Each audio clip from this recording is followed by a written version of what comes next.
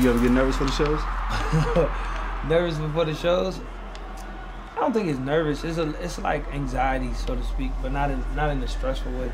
It's like me getting ready, prepared. So it's just like I'm thinking about every moment, every step, every second. So it's just like, okay, cool. Let's go out there and do our thing.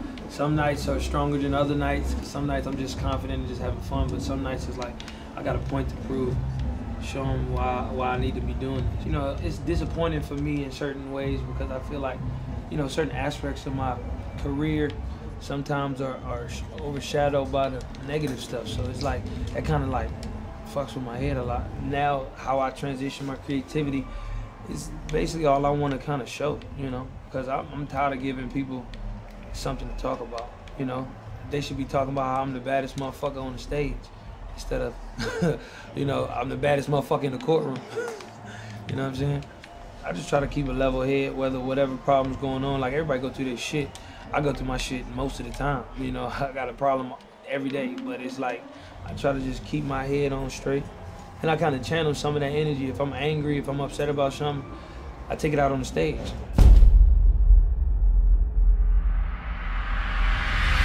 Swear to God, I'm moving on.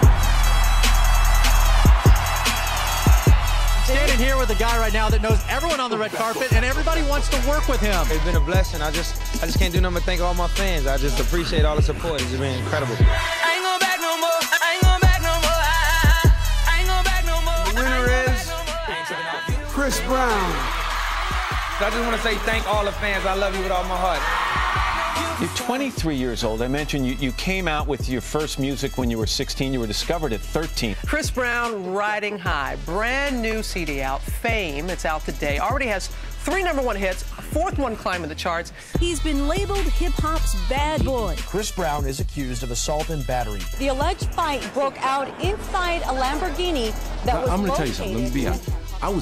I was disappointed, almost felt let down because I said, this kid could be the great superstar. Sentenced to 5 years of probation, 180 days of community labor. I lost my best friend. Like, everything I knew switched. Brown reportedly used a chair to smash a window in his dressing room. I guess he's not a morning person. How are you different? I've been humbled by the whole experience, from me losing everything. Most importantly, knowing that what I did was totally wrong. It's also been said people like comeback stories. For me, it's about proving myself to my fans. You put me on layaway. You just left a hot shot. Oh, I think that it's over. I think that it's over.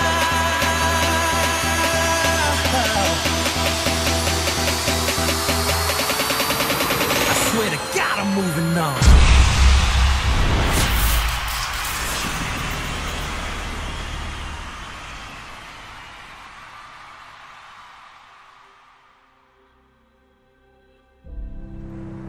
From a small town, Tappahannock, Virginia.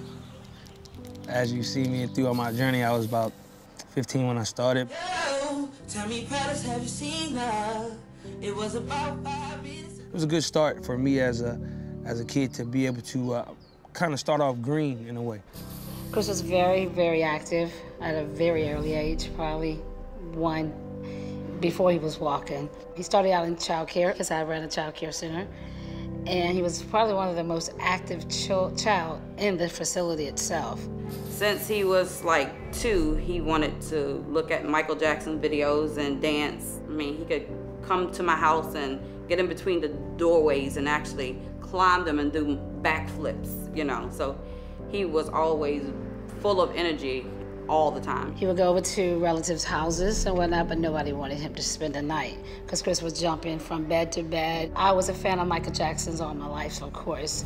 So he would sit in front of the TV. He would try to mimic his moves. Being able to see stuff on TV, whether it be my idols, Michael Jackson, or anybody that I looked up to at the time, you know, and be able to try to put myself in that world. I just tried to always look at it like, okay, I could do that, you know, being from a small town, you know, where there's not too many opportunities, but have that mentality to try to push forward and be something bigger and greater. In school, he liked to be the center of attraction. You know, it's a cool upbringing, you know, real country. high school about maybe 500 kids, and my graduating class was probably about 30. Chris was a happy-go-lucky type of kid. He was always smiling, always moving around, dancing. Every now and then you might catch him over there singing. Even on the basketball court, he was somewhat, I guess you could say, creative and always moving and had different moves than the other kids. I used to go to all of his games. He used to show off a lot. It was like doing his moves on the court, and I'm like, are we playing ball here or what? He was really artistic. He loved to draw. They were mostly drawing assignments, and he was very good with the drawing, shading, and detail, and also with the coloring. He missed some time basically because of his, I guess, the routines he was going through. With my mom, she was a supporter from day one with my music. My dad, you know, he was there too. He actually first taught me how to moonwalk. He used to just, you know, just do it like on gravel one day. I was like, man, how did he do that? He was a kid, just acting out what he saw, but he actually sung on church choirs at an early age. He was good at everything, whether he played basketball, football. He had his own style. He might not always had, you know, the means to have like the best of everything because, you know, times were hard. But he would take older clothes, rip them up, tie them back a certain way, adjust them and make his own style. He would dye his hair red. And then he would go to school and sing like at basketball games and football games, and all the girls would crowd around him, so he really enjoyed that. I hate performing when there ain't no girls. When there ain't no girls, you just take the life out the performance because you can't just...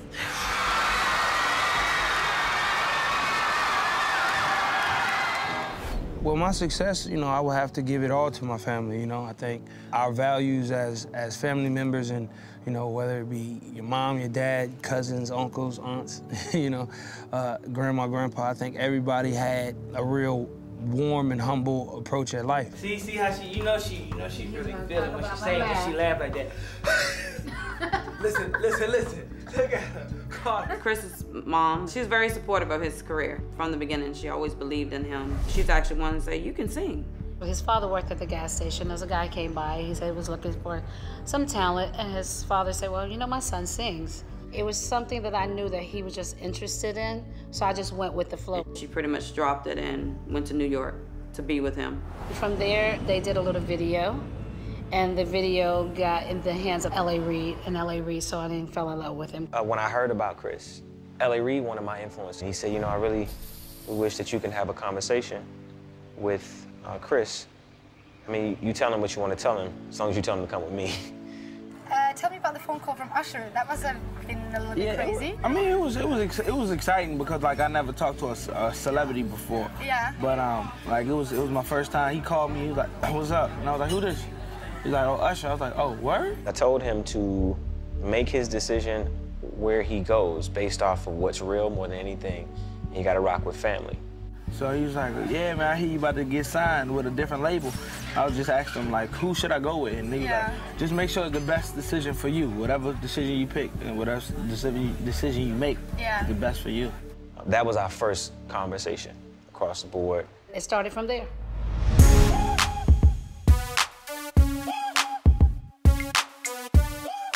His fame came instant. You know, it came all at once. He was discovered at the age of 13 at a gas station where his father was. Now he is a platinum recording artist. Ladies and gentlemen, Chris Brown. Being able to maneuver at 15 and try to, you know, and have the success that I did have at the time, I was like, man, this is crazy. When Run It came out, I heard him screaming all the way out, Mom, my song is on the radio. Yeah, they digging it, though. I remember meeting Chris Brown for the first time in Miami. He just got done recording Run It. And as soon as it got done out the studio, it got in my hands and I went on the radio and broke it, helped break that record. And it was a record I believed in. And I knew he was gonna be the next superstar the day I met him. I remember the first time Chris Brown came on 106 in Park. I saw people lined up all the way down the block. And I didn't know, I thought some kind of fire drill was taking place or something like that. And as I got closer, I just, you know, I saw it was kids. And then I looked and I saw they had spray paint on the t-shirts and, you know, the signs that said, you know, marry me, Breezy, I love you, Breezy, Chris Brown for life. And I was like, what is going on? It was fun, but also I'm sure it was very stressful because he couldn't just walk into the store and go shopping. you know, just go play basketball at the gym like he used to. It wasn't the same anymore. He didn't understand that because he figured he could just go and he'll be fine. I'm a normal kid. I'm just Chris. I'm like, no, it doesn't work that way anymore. Well, you know, being 14 and 15 with a record deal, you know, it's the best feeling in the world, but it also comes with complications, you know? I think it's tough for anybody to start out at 14, 15, because you ain't even in high school, you ain't had a chance to like just live regular life. You've already been a star, so a lot of that's overwhelming. Being that most of your family have dealt with poverty and, you know, under minimum wage, kind of living, you know, most of your life, $10,000 to me was like, dang, I'm rich, you know? My son calls me, I'm at work, and he goes, Mom, like, you know, there's people outside of our door recording and taking pictures, from paparazzi to even people you knew, just, you know, made it different and difficult having a normal life. I just was more overwhelmed by it, but just not letting it shape me, like not letting the money kind of shape what I wanted to do as an artist. Just like with every family, you have problems and complications, you know. Sometimes jealousy and envy plays a big role. It's kind of new to them. Like, it's not really something that even myself really could comprehend at the time. His mom and dad, you know, they had a great relationship, and, you know, one day I guess they were all together at home as a family, and then it, you know, it fell apart. Chris not having a father in the house made him to grow up faster than what he actually had to. It was a lot. It was more than I knew that he could handle. What I always call it is I tell Chris, it's God's balance. God is gonna give you that great opportunity to be something fantastic, and then at the same time, he's gonna level darkness around you that's gonna keep you balanced. So with a person that's 14, 15, hopefully they have someone there to recognize the dark patches and say, okay, yeah, we can do this, but you just gotta be mindful of that. Yeah, it was a challenge, and just growing up thinking that he was in this adult world and thinking that he could do what the adults do, but no, just because it's there for you, you're not gonna do that. That is not what you do. For me, having my mother there created a balance, and I think it was a bit difficult, period, for him. You sound very driven. Yeah, definitely. Yeah. You live with your mom, right? Yeah. I think he felt that he had to take care of me. I got to take care of my mom because my dad is not there. I'm the dad of the house, or he felt that he was the man of the house. That's how he thought, and that's actually what he said. Your family, you expect to be your family. So even family sometimes, you know, change. And at that point, it was kind of hard because Chris was back and forth with me and his father. And it was hard for his father because I had left. He grew up so fast, he didn't really get to have a childhood or, you know, a teenage life of a, you know, of a normal person. I actually wanted him to actually speak to a psychiatrist to just prepare him for what was about to happen because he blew up so fast, knowing that he would not know how to handle it so that he could talk about it and how it made him feel, but we never could get him to do that. I want to be at the pinnacle, like the highest point to where I'm known as like a legend almost. 2 years ago, this artist was just another kid in high school. Now, 2 years later, he's one of the biggest stars in the world. Tonight, performing at the VMAs for the very first time, Chris Brown.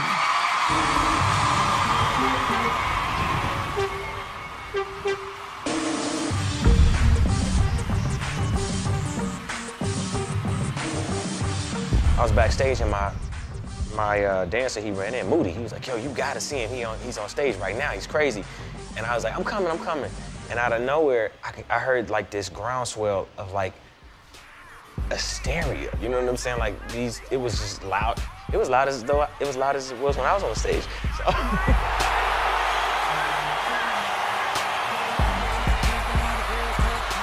So I ran out there, and there he was, killing it. And then I realized, oh my God, he's truly gifted. He's talented, man, in a way that we haven't seen in a long, long time, you know? He has a gift like Michael Jackson had that makes you scratch your head and say, what else is he doing? Because I've seen these steps before, I've seen these moves before, but what else is Chris Brown doing? But when I got in the game, I kind of was like, I wouldn't say alone, but I was like, to myself, I had to prove myself. People wanted to be like, okay, well, cool, well, what is this kid about? Or what can he do? I remember Chris's first BET Awards performance. I remember he came out with that white jacket. I think I was backstage at the time. I had to present shortly after, and I just remember hearing the rumbling. And so we're looking at the monitor, and we're just watching this kid, man, we're watching him kill it. This dude is really, really special. I knew he was special, but I didn't realize how incredible of a dancer he was until that day.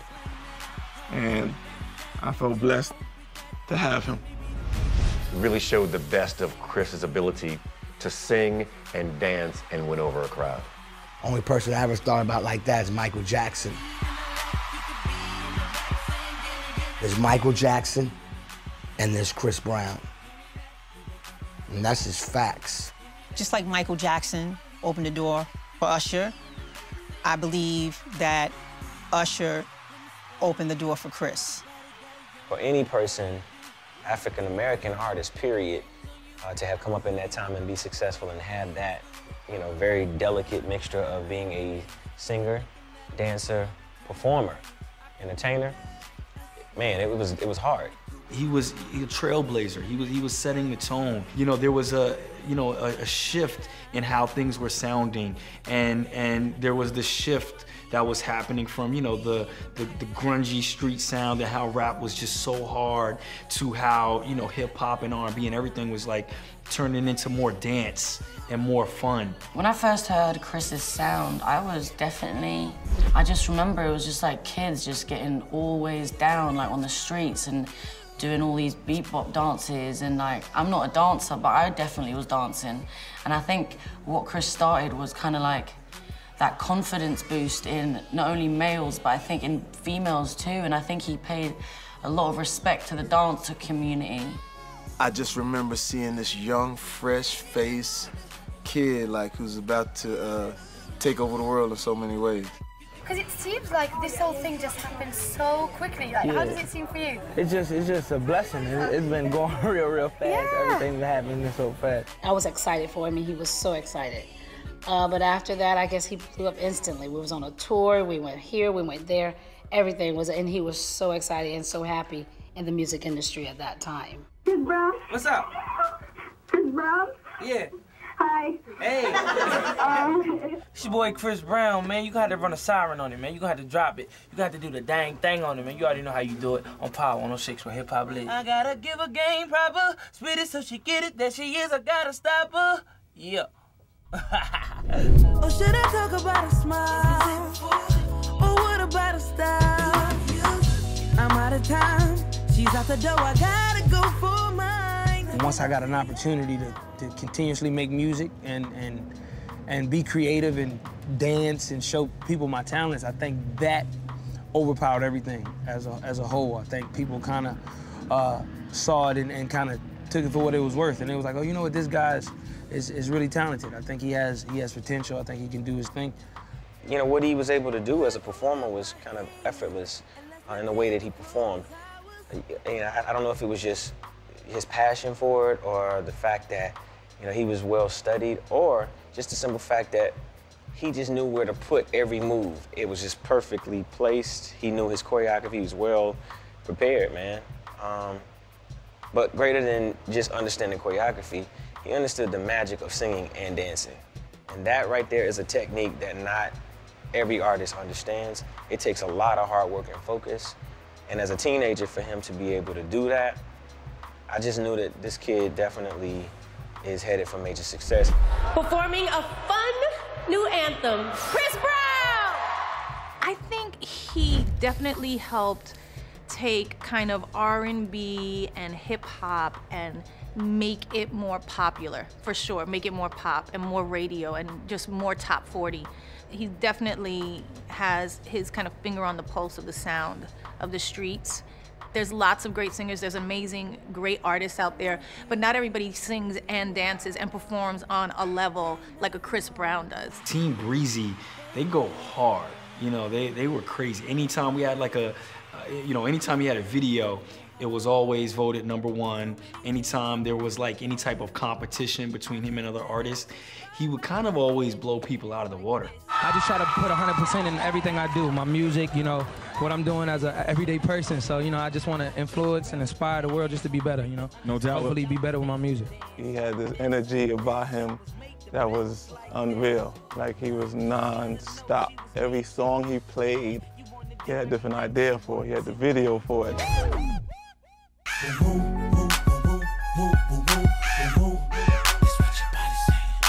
But what I love the most about Chris is his presence. His presence really stands out, you know? I mean, you know that thing when people are like, they're just superstars? Chris is just a superstar. Standing here with a guy right now that knows everyone on the red carpet and everybody wants to work with him. He's got 3 nominations tonight, of course, Chris Brown. How you doing, buddy? I'm good, man. How about yourself? You good? Are you kidding me? Hanging out with you guys? A great year for you. Yeah, it's been a blessing. I just can't do nothing but thank all my fans. I just appreciate all the support. It's been incredible. And the winner is Chris Brown.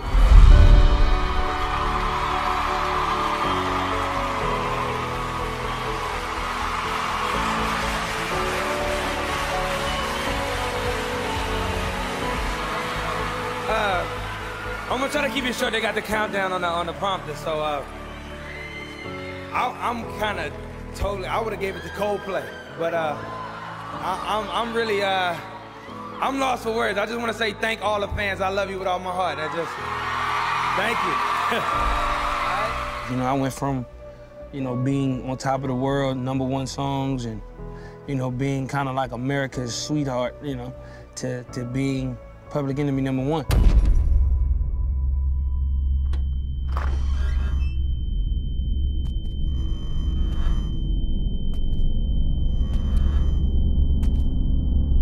Prosecutors have charged singer Chris Brown with 2 felonies, including assault. Allegations of domestic violence. Damage more serious, much more violent. Grammy Award nominee has just posted bail on criminal threat charges.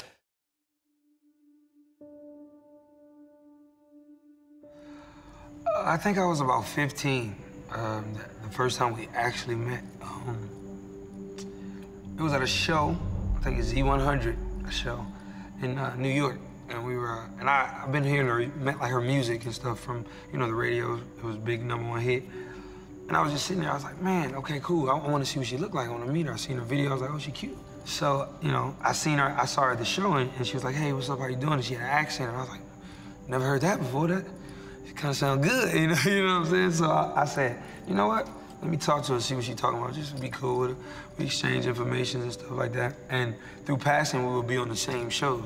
She would always would perform and then would go sit in the crowd. She watched my show, so I was like nervous. I was like, do she like me? I didn't know if she liked me or not, but I was just like, she really watching the show, so she actually must like my music. So from there, you know, we just became friends, kick it. Nothing too serious, but we just had, you know, a good understanding of each other. What's all these dating rumors, Chris? Yes, no? I would just keep it as we just doing our thing, just having fun. You know, just one day I remember it was like right before our VMA performance. Me and her did the VMA performance, my first ever one. It was a couple months before that, and I remember staying over her house, and I was just looking like, man, what we doing? And she was just like, what you mean? I was like, I'm always over here, like, we like each other, obviously. Let's just do it. Let's just be boyfriend and girlfriend. She started laughing. She said, you ain't serious. I don't think you want to do that. And I was like, why? And she's like, no. You ain't ready. And I was like, no, I am. I think I'm ready, for real. So then I remember I was like, I think I love you. She was looking at me like, what? Like, did I say the word? You know, so, you know, at that time when we did the VMAs, it was more like we kept our relationship secret. So we had been together for maybe like, I want to say 8 months prior. So it was we just kept it to ourselves. We didn't want everybody to know. We just wanted it, you know, just to be like, okay, if they guess it, they guess it. But right now, we love each other, so I really don't care about everybody else.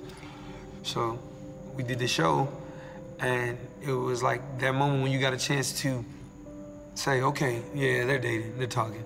At that moment, she had like the biggest records out, like was going crazy. And me, I still was going strong with all my records and new stuff. When we got a chance to do that show, it was kind of like both of us being able to show the world like, hey, we both are dope, talented artists. We both, you know, are gonna make a mark in this world. It was like a fairy tale. To see Rihanna and Chris when they first started dating, it was magical, you know? And those two, they were kind of inseparable, you know? You would hear about them being in the studio, you would hear, you know, they're coming into the club together, and it was just an energy. At that time in our career, being that young, being naive, gullible, but also just happy, just wanting to be everywhere. I mean, it was no other feeling like it. But with her, with Rhea, it was just like our power that we had at that age, it was just, it's dangerous, man. Like, you could go anywhere. Like, we couldn't go to a hotel and not have 1,000 fans outside waiting. You know what I'm saying? We couldn't go to any restaurant and just eat. Like, real-life rock stars at 16 and 17 years old, man, that's dangerous because you could do whatever you want. I just think we were, like, the perfect, like, and bad combination. Like, it was just good and bad together. It just, I want to say maybe a year and a half into the relationship with Rihanna, I really was serious about it. Like, you know, I was always goofy about everything else, being a young kid, but the maturity level I had in my beliefs of what I wanted with my girlfriend, you know what? I want to marry you, but I want, before, you know, we go any further, I just want to be able to be honest and be completely real with you about everything you've ever had a question about or a doubt about. Or she had asked me, like, right when we first started dating, hey, you ever mess with this person? And this person, she worked for me at the time. And I said, nah, man, you know what it is. Just, you know, I brushed it to the side. One, I didn't want her knowing my business. Two, I just didn't know who she would tell if I tell her what I'm doing, you know what I'm saying? So around like the 8th month or maybe like a little bit after that VMA performance, I just broke it to her. I said, hey, I want to marry you, but I want to be real with you. I want to be honest with you and tell you, you know, everything. This is what it is. Before we were together, me and this other girl did have sex. My trust totally was lost with her. You know what I'm saying? She hated me. Like, after that, I tried everything. Like, she didn't care. Like, she just didn't trust me after that. From there, it just went downhill because, you know, it would be fights, it would be verbal fights, physical fights as well, mutual sides, and this is the first time I get to say anything. And like I said, I still love Rihanna, but I'm just gonna be honest. We would fight each other, she would hit me, I would hit her. But it never was okay. It was always a point to when we talk about it, like, yo, what the fuck are we doing? Like, I don't like that. I don't like you slapping me. If I go on stage, I got a scratch on my face, and I gotta explain it like, oh, no, I fell, or like, or if you got a scar or whatever, or a bruise, you gotta put makeup on it. I feel like shit. Like, I'm not ever trying to put my hands on any female. Anger or whatever, you have to walk away from the situation. Never, ever put your hands on anyone. You know, that was his girl, you know what I'm saying? So I feel like, you know, what he went through it was like a test. And it wasn't so much of the situation. I think it was just a test in life. I was just like Chris. I was very successful at a young age, and when you're really successful, I was taught that can't should be a foreign language to you. A no should be a foreign language to you. You shouldn't be able to understand the language of no, or you can't. Like me, I felt like a fucking monster. 20-year-old pop star Rihanna is the woman involved in the alleged domestic violence assault case. I lost my best friend. Like, everything I knew switched, and I couldn't control that. So I had to deal with that, and that's not easy for me to understand. 7 years ago, when I was about 17, 18, you know, the whole Rihanna incident happened. And, you know, a lot of that changed my life. And that night at that Clive Davis party, that I made sure the person that I was involved with before, I said, hey, you can't come around to these places. And the person comes in, comes right to the table, say, hey, what's up, y'all? And I already know it's an issue, so I say, hey, cool, and I keep it, and they keep it moving and leave. I look over at Rihanna, and she's bawling, she's just crying. In the middle of the ceremony about to start, she's just crying, and I'm like, yo, please, babe, don't do this. Like, don't do this in here, like I didn't know, I promise, I swear to God, I didn't know. So she got over it, she started drinking a little bit, we both were drinking a little bit. We was tipsy, laughing, joking, you know, and then we left. And Juan, just a few hours ago, we saw Chris Brown drive off. According to sources, the alleged fight broke out inside a Lamborghini that was located at Hancock Park. As you know, young relationships, any relationship, is based on trust, but because I told her that, she didn't trust me with anything.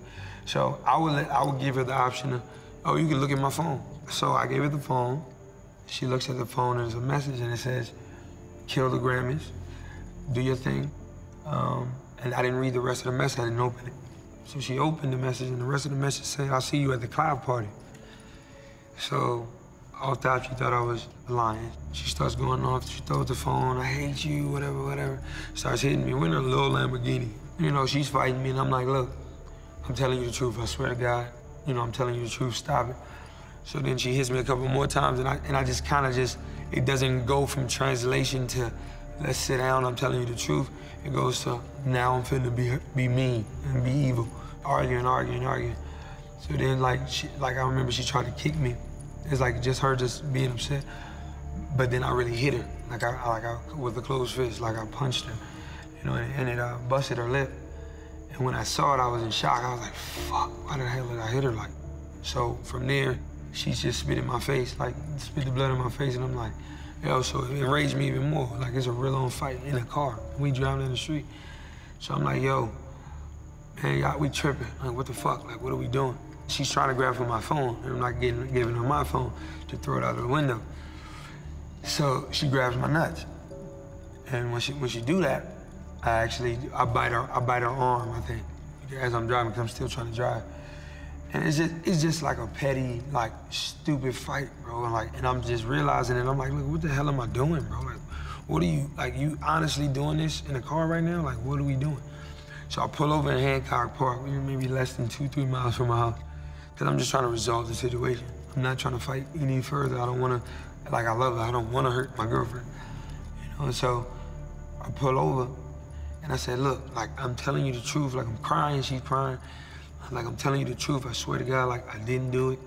I didn't know she was fucking coming. I didn't know, I promise. She just didn't believe me. Like, I just know you lying to me, So she takes the keys out of the car. I'm in park. She takes the keys out of the car and throws fakes like she throws them out the window. And I'm like, what are you doing? And I get out the car. When I get out the car, I'm looking for the keys in somebody's yard. And she yells out of her door, help, he's trying to kill me. I said, stop, like, we gonna get in trouble. So I'm looking for the keys. She's sitting on the keys. So I'm like, you know what? I can't play this game with you. So I'm getting my bags out of the car. She takes my CDs. This is back when I would record on CDs. You couldn't put it on your phone when you leave the studio. So I had new music, and she was just scratching it up. I just seen her scratching it up with the keys. So I saw her snatch the bag, and I was like, you know what? You got the keys. You can drive home. By this time, her lip was busted. She had a knot because I pushed her head up against the window. And you know, a lot of the times, like, I look back at that picture and I'm just like, yo, bro, like, that's not me, bro. That's not me. Like, I hate it to this day. You know what I'm saying? That's gonna haunt me forever. I was hurt the most. Nobody felt what I felt. It happened to me. And it happened to me in front of the world. It was embarrassing, it was humiliating, it was hurtful. You know, it's not easy. Chris Brown is accused of assault and battery. You're a great dancer, a great singer, you're popular, known all over the world. You ever say to yourself, I screwed up? Can remember the night when he called me and we was in LA and the incident had happened. And he said, Mom, please come. I just did something really bad. Like, oh my God, what is it? And this was the Grammys, the Clive Davis party. We had just left with him and Rihanna at the table. And I'm like, my heart just dropped, but I had no idea what he was gonna tell me. And I get to the hotel and he's laying in the bed crying and crying. And he was hiding, of course, crying like, Mom. Mom was like, what did you do? And he told me, I was like, oh, that was the worst day of my life. And probably of his life, because I just saw that he was just a broken person. There are these moments, right, in every artist's career that they say, what the fuck was I thinking? He was laying in bed, and he was crying, and he was devastated about what happened, but his main concern was, oh, how was she, and was she okay? Of course, legal went down and he was arrested, or he turned himself in. So he was just devastated, and just seeing him in that state was the worst ever. And I felt like I was gonna lose my child.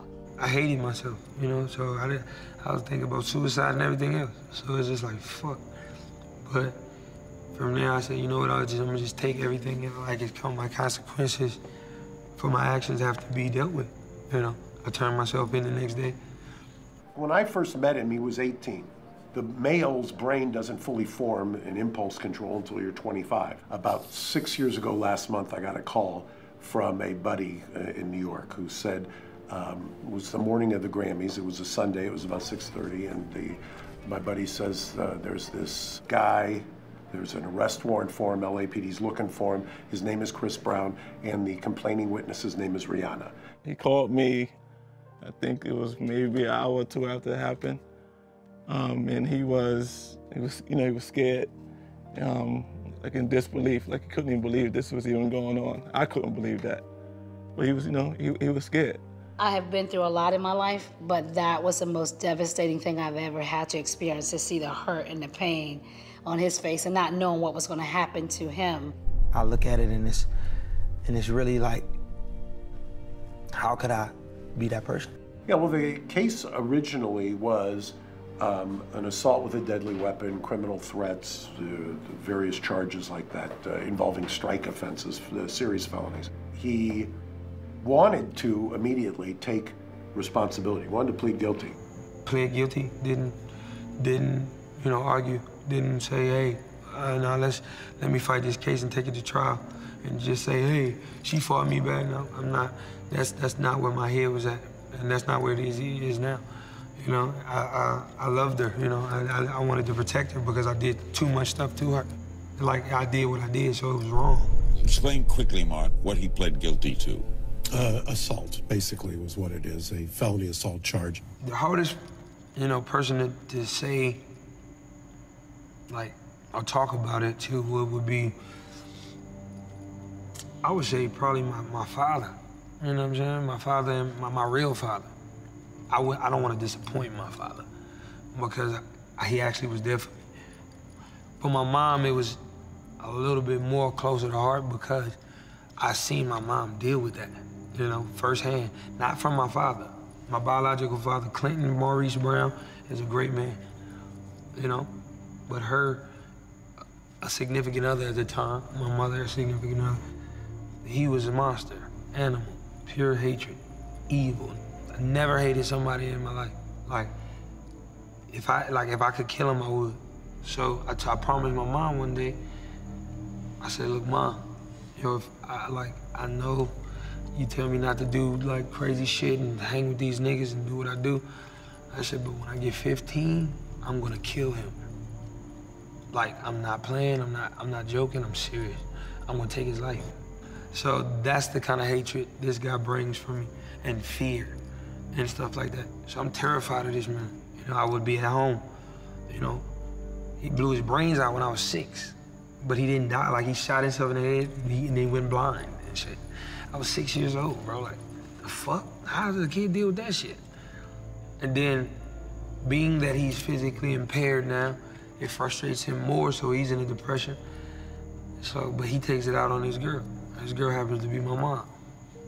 This is what I had to deal with. Like, I had to hear my mom get beat up every night. I had to pee on myself, like, I'm scared to even get up and walk in the hallway because I didn't want to see nothing. Like, you know what I'm saying? So nobody knows that fear that they have to deal with, and then it transcends sometimes, it's learned behavior. So me having to see my mom look at me through that light, like, I just saw him. That's who I saw. I saw him. I didn't see Chris. I seen that motherfucker. And so that's what ate at me a lot. That's what killed my soul a lot, because I was the one thing I was running from. Sometimes you try to run away from the one thing that you don't want to become, and you become it. The only person they hate right now is him. The only thing Chris Brown is guilty of? A felony. We don't know everything that went down. This is a tough one. He's in huge trouble. We're not going to put up with domestic violence as business as usual, and I think we should just take this and keep moving with it. We're not saying that he should be thrown in jail. We're saying he should get treatment. It was a weird, confusing space to be in, because as angry as I was, as angry and hurt and betrayed, I just felt like he made that mistake because he needed help. The label, the name woman beater, is something I would say to somebody. You know what I'm saying? It scares me because I would place that judgment on somebody. So when people say it, I don't get mad at them. I'm more mad at myself because I feel like I am the reflection of what they're saying. To have that type of success that music brings, people really look at you and look to you for inspiration, for hope, for light, for all of these things. And that pressure can sometimes be so tremendous. You are a rock star, and you live in a world where they want every piece of you because they need to sell a story. He said that he feels really bad about what transpired, that he's going to meet with his pastor and hope to become a better person. There were reports he's gone to anger management classes.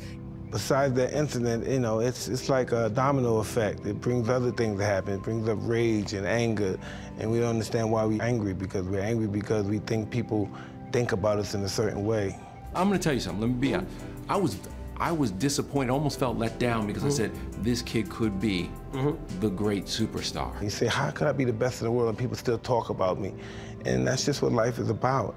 You know, overcoming emotional quagmires, adversity, becoming stronger in life, you know. If you didn't experience any kind of emotional conflict with yourself or with anyone else, you know, under the lightest struggle, you know, you just crumble.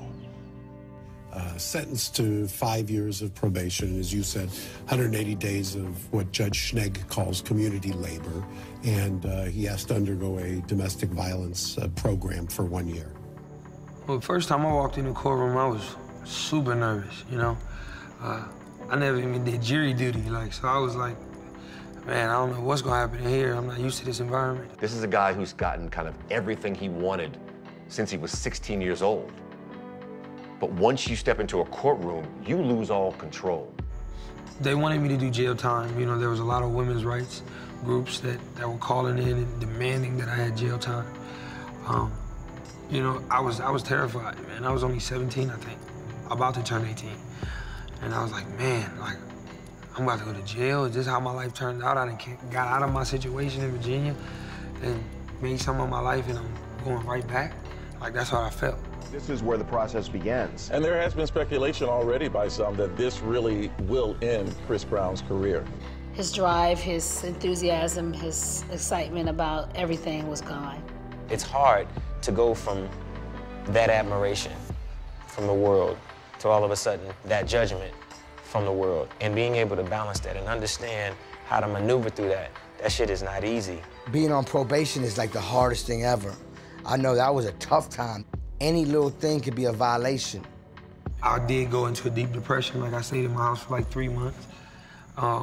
Stayed in my room, didn't come out. They would bring my food to the door. My homies would be like, come on, man, what's up? And I just sleep in bed, stay in bed all day. Some of the greatest artists in the world have fell, from that, and may fall to substance or things that just really cloud their judgment, cloud their ability to kind of see their way through it. I wasn't sleeping, I barely ate, I just was getting high. I would pop a couple Xanaxes, drink some lean, and just be like, I'm good, and be a zombie for the rest of the day. I remember being on video sets and falling asleep, cussing people out, not knowing why I'm mad. And then I wake up the next day like, yeah, we gotta shoot the video. They be like, dude, we shot it yesterday. I'm like, dang, so that's when I knew it went bad. And I said, hey, man, I'm not telling you nothing that ain't nobody told me. I'm not telling you nothing that Quincy Jones didn't tell me or Oprah Winfrey didn't tell me. I'm just telling you in a flyaway, do your thing, have fun, but just always remember that if the people that are around you don't have risk like you do, it's probably not cool. The more light we get, the more we have to hide our demons. That's pretty much a deterrent to see who we truly are. The light. The light is the demon. It's blinding you from seeing him. The elephant in the room is the fact that there's been some very tumultuous things that Chris has experienced in his career, right? Well, I'll talk about it. Everybody has shit that they go through, but not everybody has to deal with it in front of the world. 20-year-old. He's 19, she's 20. They're like almost kids, but they're, loss in fans or a loss in revenue. If Chris Brown doesn't see either, it's likely he'll continue on this path. One day I just started thinking about it. Well, if they all hate me, I want them to hate me because they can't beat me.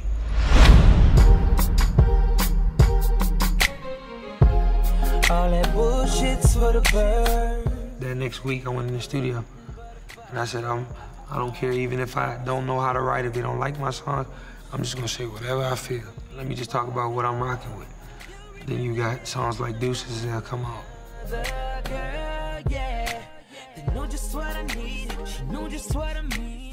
No bullshit.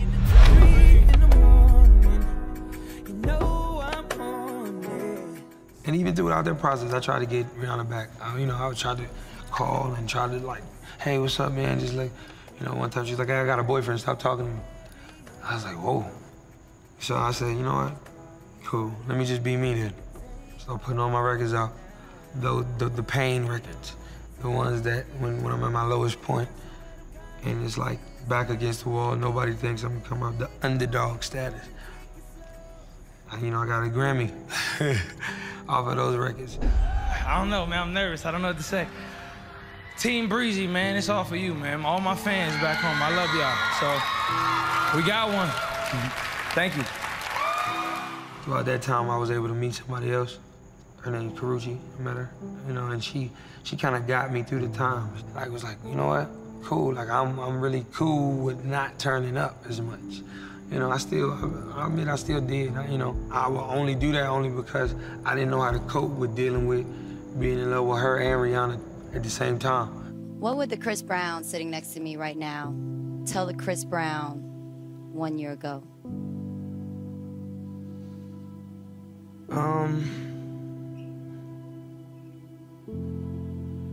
Make some wise decisions, brother.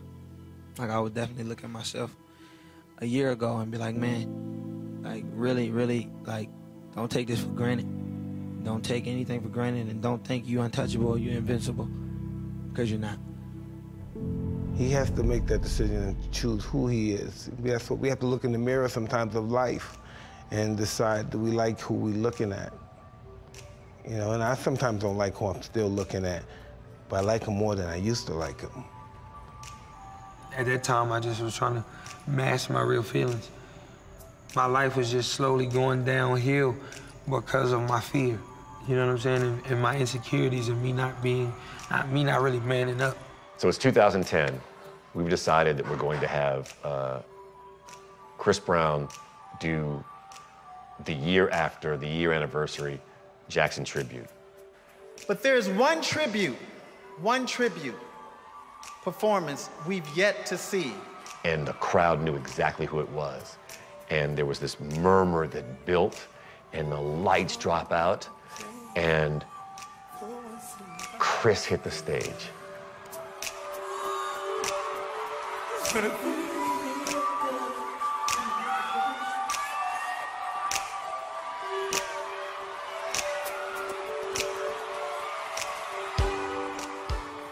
It was so surreal, man. I was hosting BET.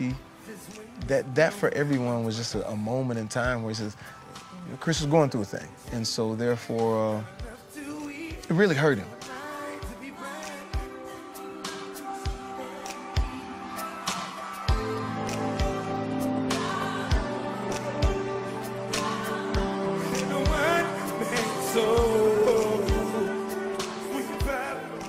There was a lot of things happening. First of all, we were giving Michael Jackson a real great send-off, a passing of the torch, if you will.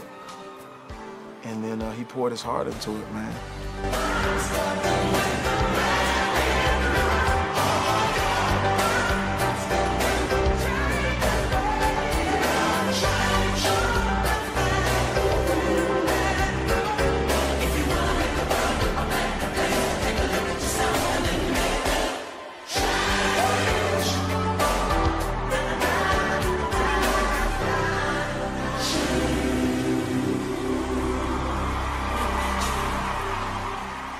Chris Brown was there to prove something that night, that he belonged on this planet, that he belonged on stages. No matter what you think about Chris Brown, when he starts to dance and sing, he has that light. He has that fire, that lightning rodness of a career. So I think that sobered a lot of people up. Like, you know, you can only do so much. You can only give so much. Sometimes you gotta step back a little bit and just decompress. Everybody's human and everybody makes mistakes. And if God can give us mercy, why can't we have mercy on each other? You may have heard about Chris Brown's appearance here on GMA on Tuesday. He and I had a brief interview, and then he performed a single from his hit new album. And it's what happened after that performance that unfortunately made headlines. Chris Brown did become very angry backstage here in our studios. Talking about his past clearly touched a nerve, and his behavior now has everyone talking. The Good Morning America incident, man. Chris Brown riding high, brand new CD out, Fame. It's out today. Already has 3 #1 hits, a 4th one climbing the charts, and the album is #1 on iTunes today. It's a far cry from the last time the two of us sat down, just months after he pled guilty to felony assault. He took responsibility for hitting his then girlfriend, Rihanna, and has spent the last 2 years rebuilding his life. Chris Brown, how are you? I'm pretty good, yeah. Everything's good, yeah. That morning, I remember my album, it just came out that day.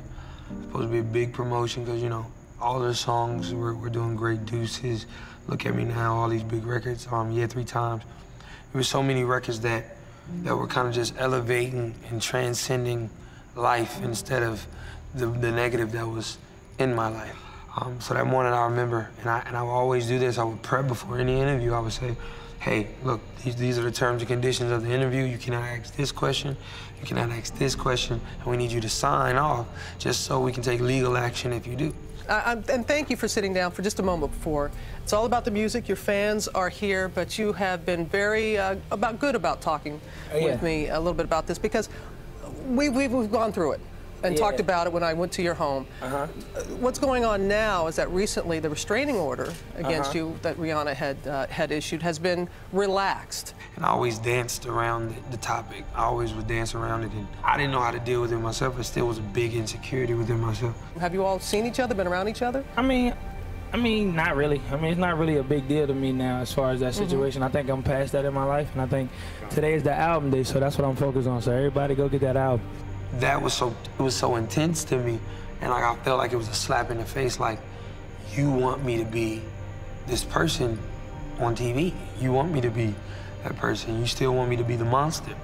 Fame, F-A-M-E. Yeah. What does that stand for? Fame, forgiving all my enemies, and definitely fans are my everything. And that meaning, like, you know, being able to go through everything I went through and show my fans that I love them, you know? That's what it is, and fans are my everything. You can see me getting agitated.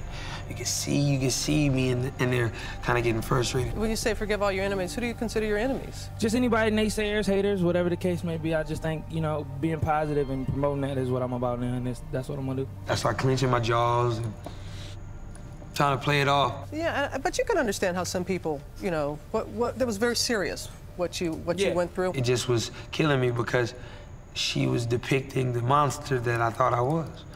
Have you been able to? How have you been able to? I've been focusing on this album, you know. I think this album is what, you know, I want people to hear and want people to really get into. So definitely this album is what I want them to talk about and not the stuff that happened 2 years ago. I understand that. I understand that. So I lash out, and it's like an unconscious, like impulsive, like demon. I just walked off stage, and when I walked off stage in the back room, I broke down. I took my shirt off, like I was crying in the middle of the floor, like I was mad punching the wall, like so like enraged. I remember that one of the security guards that worked there ran up. I said, bro, if you come in here, it's gonna go bad for you. Shattered window, which Chris allegedly destroyed after he stormed off the GMA stage. And they think I threw a chair through the window. I punched the window. Through my anger, like I didn't know how hard I hit the window, and it actually shattered. And I was like, fuck. I just remember just leaving the building. I said, I gotta leave the building before I do something else. I just remember running outside. We hopping in the van, you got pictures of me with my shirt off in the middle of the street. Like, I was crazy, man. That's like psycho behavior. I think Chris has gone to the bottom at some point in his career, or at least he's felt that way. But when you're Chris Brown and you that big, you know it's the biggest camera on you at all times. Fuck $10. Give me my key. Let's go. We gonna turn this whole spot up. You got it right here. You got it right here. fighting with singer Frank Ocean reportedly over a parking spot. According to reports, both Chris and Drake were hanging out in the VIP section 1 minute. The next, fists and bottles were flying, leaving the club completely trashed. Several people hurt. I definitely think it's extremely important to walk away from a situation before anger gets the best of you, because everything after that is a consequence. You have to focus on the choices you make. And me, I was a fuck it kind of dude. So it was like, I didn't give a fuck. So I'm like, fuck it, I don't care. Fuck it. That mentality don't only last for so long. Then you go to jail. And Chris Brown, he's in a Washington, D.C. jail this morning, charged with assaulting a man early Sunday morning outside his hotel. Paula, this is a serious charge, and Brown already on probation on a domestic violence charge. Carucci had broke up with me, and I was like, and I didn't know how to deal with it at that time. And I just was angry. So then when I got to D.C., that's when I caught that case. I broke one of the guy's nose. Chris Brown in jail this morning and could face the reality of prison time after this latest incident, his third run-in of the year. The victim says in the police incident report he attempted to get into a photo with Brown, and the rapper said, quote, "I'm not down with that gay expletive. I feel like boxing." Brown then punched Parker in the face. That caused me to check myself into rehab. You know, I checked myself into rehab for anger management. Hopefully rehab will be a new start for the singer. He seemed to be hinting at that in this recent tweet. In order to go where you have never gone, you have to be willing to go where you have never been. Try to figure out what makes me tick, what makes me this aggressive. Why do I have to be this impulsive? Why am I this person? I think that this being his third violation, the judge is probably going to throw the book at him.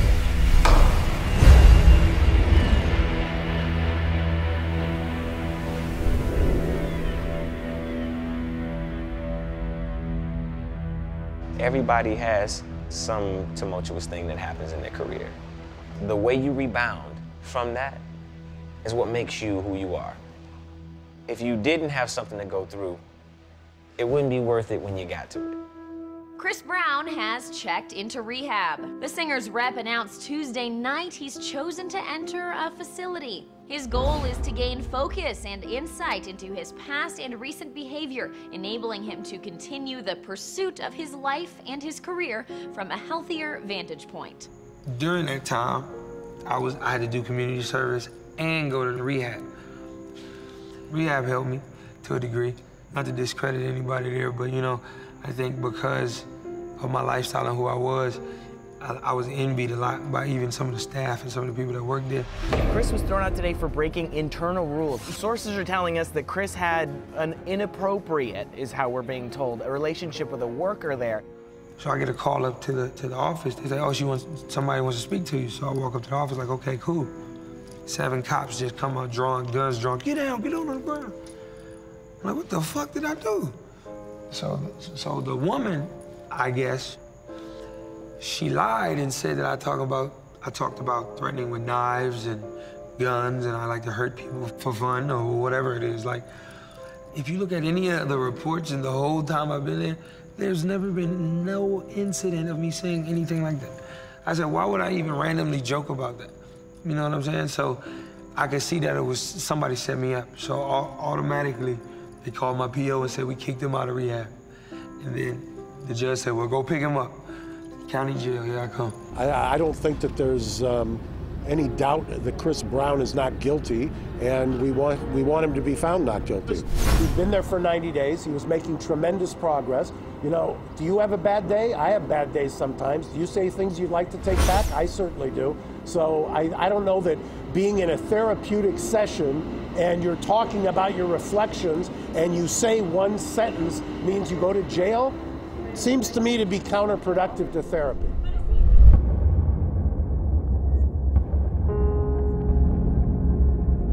Jail was like an eye-opener, man. Like, you know, once you get in there with real killers, once you get in there with real murderers and real, you know, rapists, child molesters, and you know, all the worst, you know, you get a chance to understand what it is and how blessed you are. It feels like you're hopeless, although when he was in jail, I was there every other day.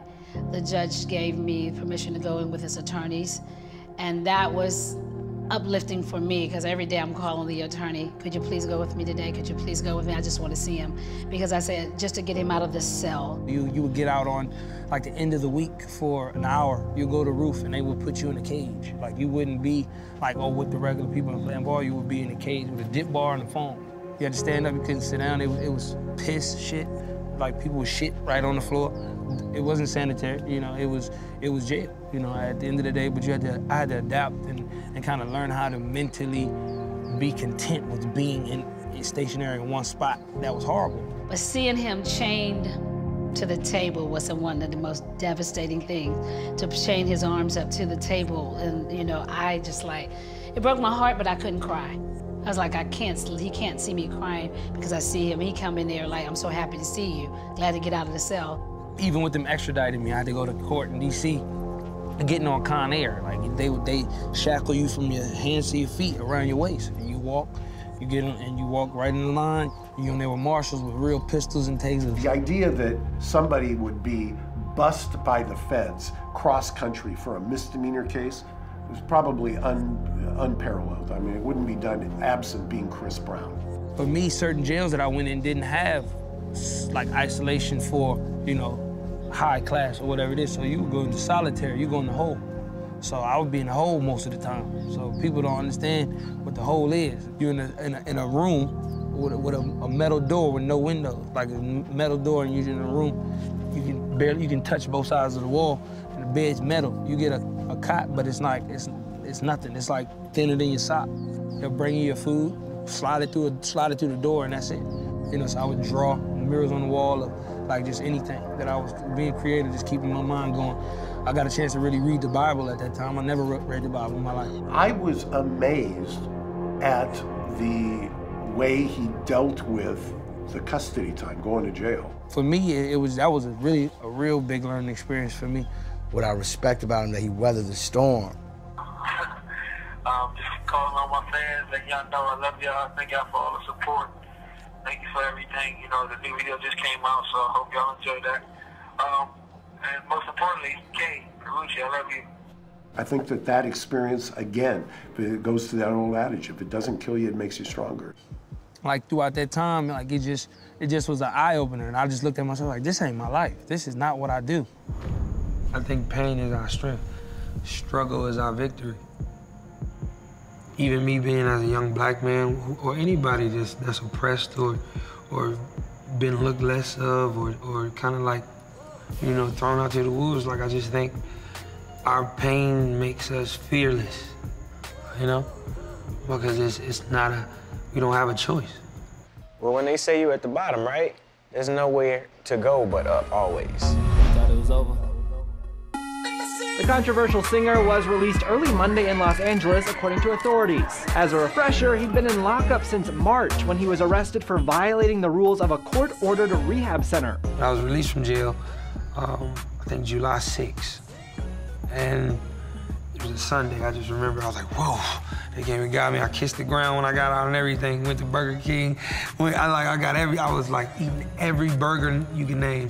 And then I went to my girlfriend at the time's house, Kay, because my house was down the street. I just didn't want to go to it yet. So I stayed at Carucci's house. When Chris Brown was locked up, them fans was fighting. And when he came home with a celebration. And that's what it's about. When you in jail, you have a #1 record. And the people got love. They love Chris Brown.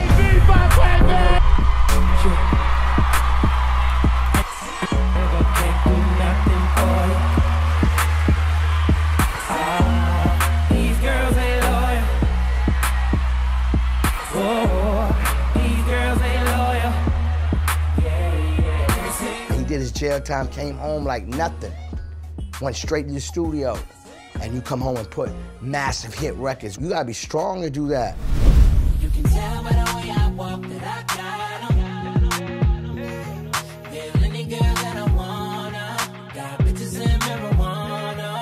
I can tell by the You know, Chris is a one-in-a-million type artist, you know what I mean? You don't meet a lot of people with that type of blessing and that type of gift. He's like really, he's figured out how to like really explain what he's going through in life and not just like write a catchy song, but make something that really is what he's going through. Chris Brown is climbing the charts with his newest album.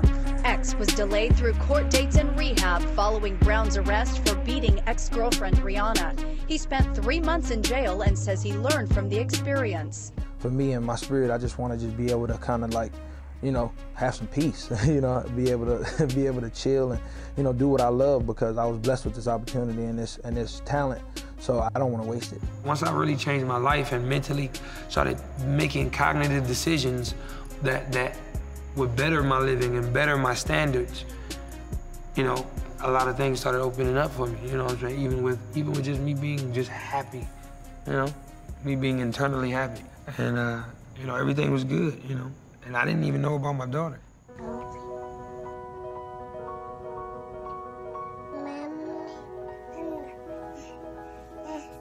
During me and Karrueche's breakup, like August and September is when my child was conceived.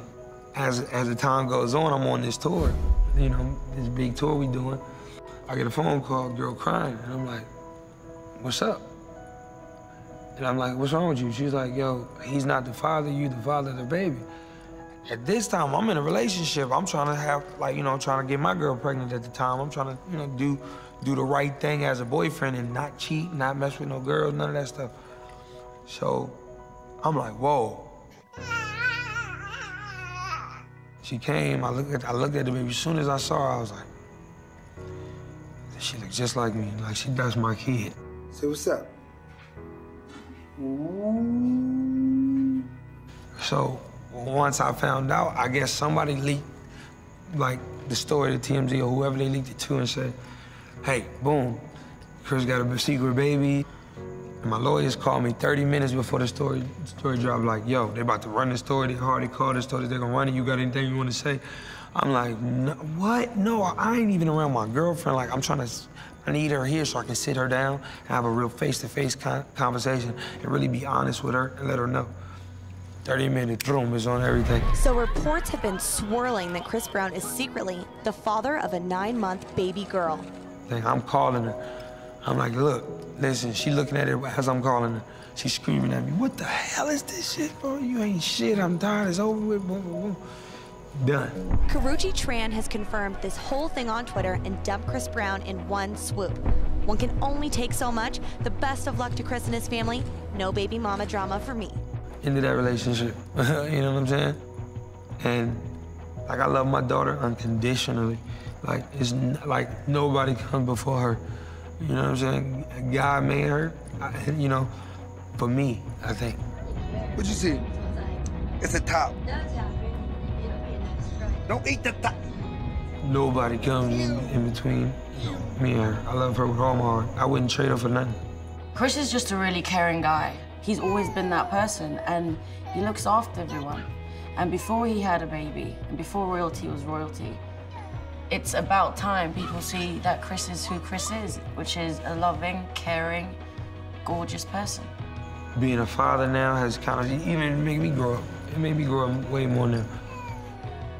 Life it's a special thing, man, because, you know, it's going hurricane. You know, somebody else would have gave up. You know, he ain't allowed that. But my daughter, she shaped me to be like a real man. That's what it's all about, because we can only be entertainers, fighters for a short duration of time. And after that's over, we're still human beings. And we have to improve on being better human beings in order to succeed in life. You know, this is the hardest game, and the hardest goal that we're trying to accomplish. It's life. Whatever that is he wants, that's up to him. It's a life lesson for all of us because it's affected all of us. If you truly do love Chris Brown, then you felt everything that has gone on with him. At the end of the day, it is what it is. It was an 18-year-old guy who made a horrible decision and was struggling to learn from it. But at the end of the day, the amount of scrutiny that he's been under, the amount of haters out there, I think is dwarfed by the number of people that really are supportive of him.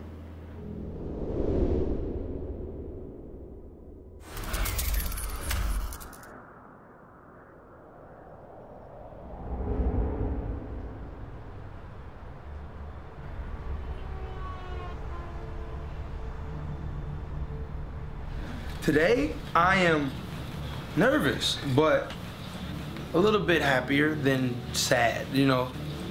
Because usually when I come in and do, you know, the whole lawyer thing, go to court, it's always, well, you know, we're gonna have some trouble. And Mark always gives me a speech like, I cannot keep saving your ass. So, you know, it's really a better day now that the probation report isn't horrible, it's actually good, you know? So I'm nervous, but trying to keep it together. You know, I want to get in there and just be respectful, and polite, and, you know, if I get off probation today, it will be a miracle and be amazing. Well, today I'm hopeful. We'll see. We've got a good report. He just finished his tour. He has completed his community service. All of the things that the judge had asked the probation department to investigate, the law enforcement has given him a clean bill of health. He's tested repeatedly, clean. His psychiatrist gives him kind of great marks, and I can echo that with psychiatrists. The breadth and depth of his understanding and self-awareness is light years from where it was 6 years ago. Right now, it's always nervous, man, because you just never know. Especially in my case, in my situation, it's always something. I'm just waiting. Hopefully that day is the day when all that ceases. Wish me luck.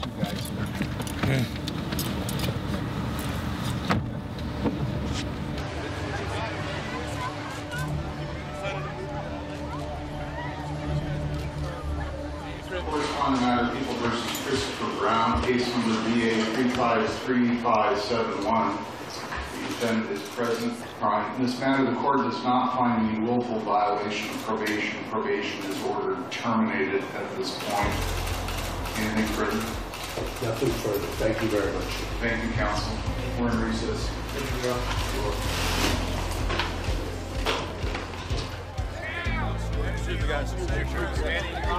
Anything to say, Chris? I'm on fucking probation! Ah! Ah! They terminated my probation. I'm a free man. No more problems, no issues. Nothing. We're great. I don't even know what to say right now. Probably just gonna go to the house, play with my daughter, and figure it out from there. He is at a spot right now and in a place right now that I couldn't be prouder of him. The court terminated his probation today, which is a monumental feat for him. He's completed everything that he was ordered to do. I think he learned quite a bit while being on probation. I think it was instructive for him, I think helpful for him. I couldn't be happier, and I'm delighted for him, and we're gonna go celebrate right now. I think my music is gonna be my legacy, but what I want the people to remember me for is my determination. And I think when my daughter gets older, you know, she'll look at this and be like, man, my daddy crazy, you know? But she'll be proud of the man I've become. You've experienced the travesty in this traumatic journey back to just being a conversation about music and a conversation about artistry. You know, the fact that he's chosen art as another expressive tool, I think is great. There's so many opinions in this world, and he is one strong guy to kind of carry it through and like take that weight on his shoulders and still roll with it. This generation, I don't see nobody coming out like him for the next 10 years. Of this century, he's the Michael Jackson, you know? We thank you for this opportunity to allow us to bless these people with amazing talents and fun and hyper spirits and all that. Thank everybody that's here. I'm glad to see each and everybody in good health, everybody in one piece. God, let us do what we came here to do. I'll give him one hell of a night without the hell, but you know what I'm talking about. In your name I pray, amen. When you're on stage with him, and when you're in the crowd with him, when he smiles, to see that kid in him, man, it's amazing. Chris right now is, and probably for the past couple of years, has been so prominent as far as his influence and what music is right now. I mean, as it is, he's already one of the greatest of all time. The smile that he lost in those middle years is back in earnest now. And what I love and respect the most about him is that he didn't let him mess up his creativity. he didn't let it affect his music. And no matter what people say, he keeps giving us them bangers. That's an icon, I promise you. Chris Brown is a special person. When you're that special, your trials are gonna be great. Time is the greatest teacher of them all. When you see him now, he's just more of a man. I hope he becomes the biggest superstar in the world. I really do.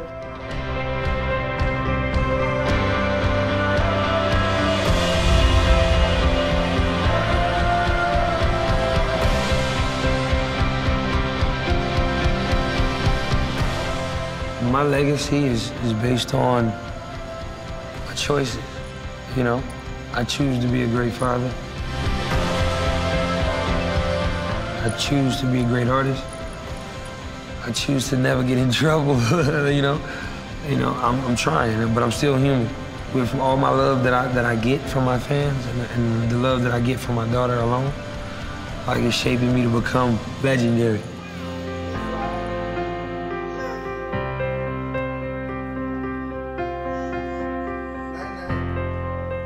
If there was ever doubt in your mind,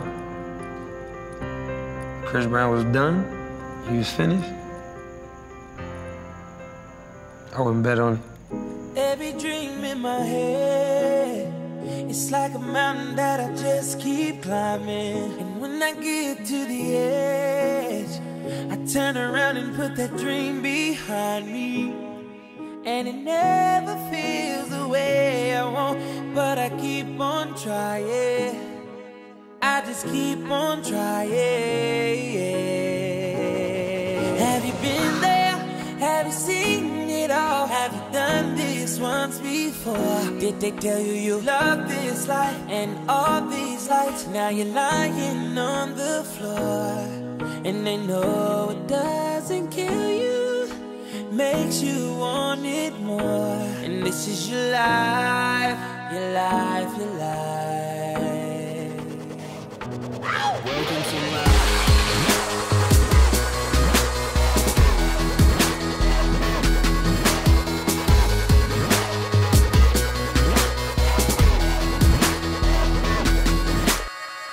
Hello, this my life on your TV. I overdose on that nightlife, them bright lights and bikinis. I keep my hand on that gold bottle, I'm trying to find me that genie. They say money doesn't buy happiness, but I'd rather cry in that Lamborghini. Damn, I don't know who I am, I just know who I wanna be. No looking back, everything is in front of me. I never act like they putting a gun to me. I ain't stuck up, the same motherfucker that I always been. You must got me fucked up, think I change when I get that all white pants. Never that though, been on my job, saying I'm different now. Say I don't listen now, I don't got time to pick up the phone to hear what you bitching about. I'm on a mission, feel like I'm missing now. Wish you were in my position now. You never walked a mile in my shoes, I'm feeling so distant now. Have you been there?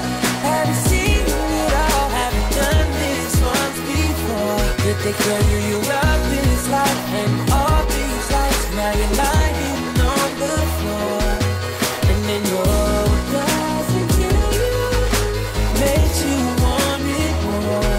And this is your life, your life, your life. Welcome to my...